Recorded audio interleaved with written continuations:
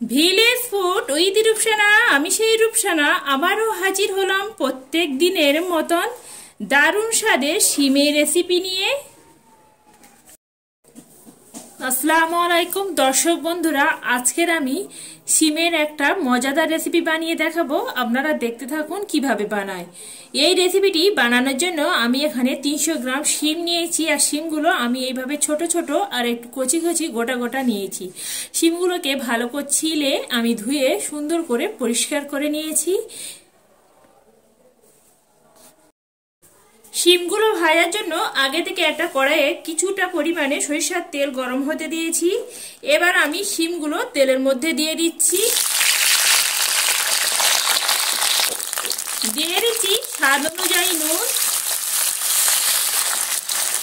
নুন আর শিমটাকে ভালো করে নেড়ে চেড়ে আমি এইভাবে কিছুক্ষণ ধরে প্রায় মিনিট 5 ধরে সময় নিয়ে শিমটা সুন্দর করে ভেজে নেব, যেভাবে আমরা শিম ভাজি করে থাকি। এইভাবে একটু নেড়ে চেড়ে নিলাম। নেড়ে চেড়ে নিয়ে ঢাকাটা চাপা দিয়ে আমি শিমগুলো ভেজে নেব।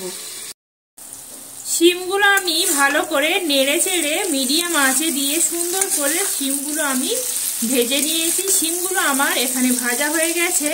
এর ফাঁকে আমি ঢাকাটা তুলে 3 থেকে 4 বার এইভাবে নেড়ে চেড়ে নিয়েছিলাম। শিমগুলো আমার এখানে একদম ভাজা রেডি হয়ে গেছে। এবার আমি শিমগুলো তুলে নিচ্ছি। একই তেলের মধ্যে ফোড়নের জন্য দিচ্ছি একটা শুকনো লঙ্কা। শুকনো লঙ্কাকে একটু নেড়ে চেড়ে ভেজে নিচ্ছি। ঝালটা আমি একটু নেড়ে চেড়ে ভেজে নিলাম। এবার আমি এর মধ্যে যোগ করে দিচ্ছি 1 চা চামচ কাঁচা জিরা। কাঁচা জিরাটা সুন্দরভাবে একটু নেড়ে চেড়ে নিচ্ছি, নেড়ে চেড়ে ভেজে নিচ্ছি। কাঁচা জিরেটা ভাজা হয়ে গেছে। কাঁচা জিরে থেকে সুন্দর একটা সুঘ্রাণ বের হচ্ছে। এবার আমি এর মধ্যে যোগ করে দেব 1 বাটি কুচনো পেঁয়াজ। পেঁয়াজটা আমি নেড়ে চেড়ে সুন্দর করে লাল লাল করে ভেজে নিয়েছি। এবার আমি এর সঙ্গে যোগ করে দেব 2টো কাঁচা লঙ্কা।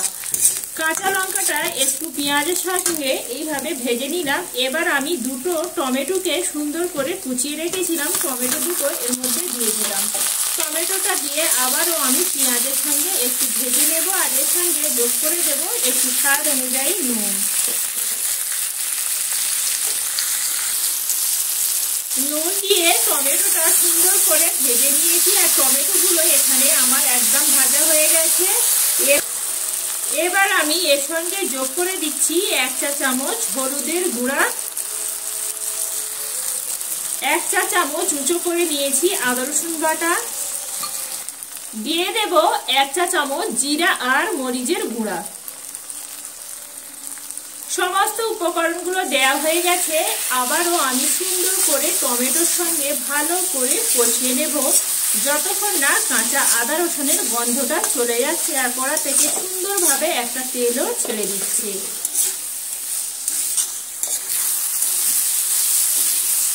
এখানে আমি ভালোভাবে কষিয়ে নিয়েছি, আর আদা রসুনের কাঁচা গন্ধটা চলে গেছে, আর কড়া থেকে সুন্দরভাবে তেলও ছেড়ে দিয়েছে।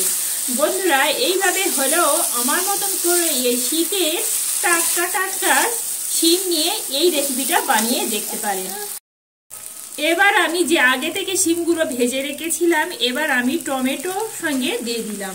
দিয়ে হালকা হাতে এইভাবে আস্তে আস্তে করে নেড়ে চেড়ে দিলাম, যাতে করে শিমের মধ্যে সমস্ত মশলাগুলো ঢুকে যায়। এখানে আমি মিনিট 5 সময় নিয়ে শিম আর টমেটোটা সুন্দর করে কষিয়ে নিয়েছি।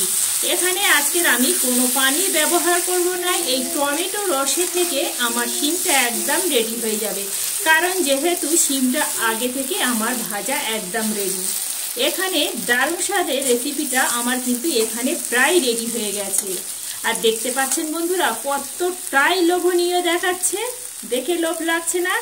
এই শীতের দুপুরবেলায় গরম গরম ধোঁয়া ওঠা ভাতের সঙ্গে এইভাবে হলেও বন্ধুরা এই শিমের রেসিপিটা একবার বানিয়ে খেয়ে দেখতে পারেন।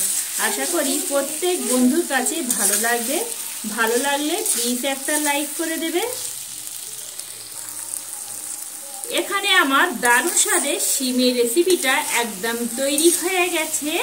এবার আমি কড়া থেকে নামিয়ে নেব। তারপরে দেখাচ্ছি বন্ধুরা কতটাই লোভনীয় হবে আর কতটাই টেস্টি হবে। একবার তৈরি করে খেয়ে আপনারা না খেলেই বুঝতে পারবেন না।